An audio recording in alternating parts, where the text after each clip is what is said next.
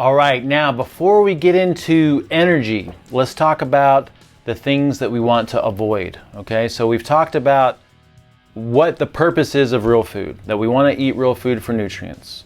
And we've mentioned that we want to eat food in a way that gives us energy in the way that we want, which is basically self-sufficiency and metabolic flexibility and fat burning.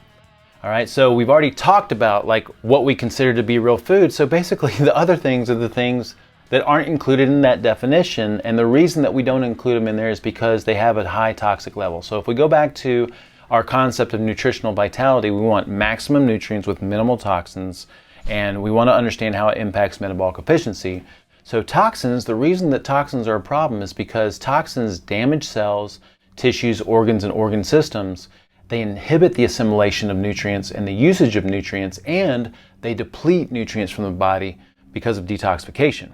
And so basically, the higher the toxic level, the more damage we're doing and the more nutrient depletion that we're doing, which is basically giving us the opposite of what we actually need.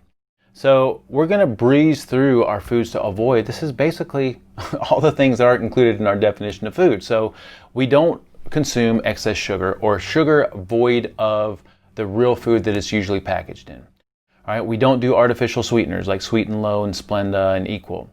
And we don't do refined and processed foods. All right, this is very almost common sense.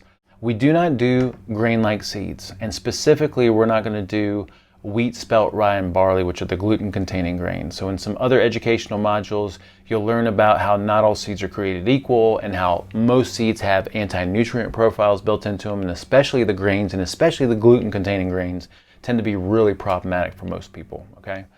And then something that we really need to be aware of is the toxic fats and oils, all right? So we avoid hydrogenated and partially hydrogenated oils.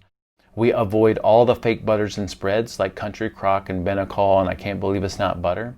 Because again, think about what our body is made of. Our body is not made of those fats. Look at the ingredients on those fats and you'll see that there's not anything that the body can use. And then we also avoid the highly processed industrial seed oils to include canola, corn, soybean, vegetable, grapeseed, safflower, and rice bran oil. Again, there is no purpose for those things inside this body, all right? And they're highly damaged and highly processed.